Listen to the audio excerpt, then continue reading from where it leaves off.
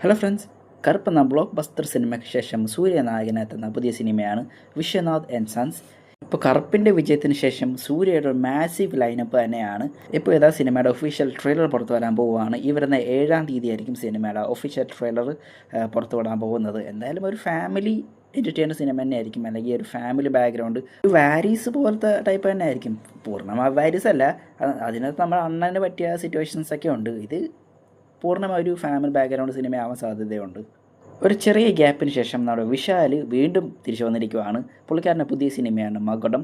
Cinema direct ചെയ്യുന്നതും വിശാൽ തന്നെയാണ്. അതിൻ്റെ ചെറിയ പോരായ്മ വരാൻ സാധ്യതയുണ്ട്. വേറെ ഒന്നുമല്ല, ഇത് മുന്നേ തുപ്പരുവാള എന്ന ബ്ലോക്ക് ബസ്റ്റർ സിനിമ ഉണ്ടായിരുന്നു, മിസ്കിൻ സംവിധാനം ചെയ്ത. അതിൻ്റെ 2ാം ഭാഗം വേണമെന്ന് പറഞ്ഞ് വിശാലെ എന്നെ നിർബന്ധിച്ച് അവസാനം പുള്ളിക്കാരൻ ഇട്ടിട്ട് പോവുകയും ചെയ്ത്. അത് ഇറക്കാൻ വേണ്ടി പുള്ളിക്കാരൻ കുറേ ശ്രമിച്ചു, പക്ഷേ അത് നടന്നില്ല. ഇപ്പോൾ ഇതാ ഈ സിനിമയുടെ ഒഫീഷ്യൽ ട്രെയിലർ പുറത്തുവിടാൻ പോവുകയാണ്.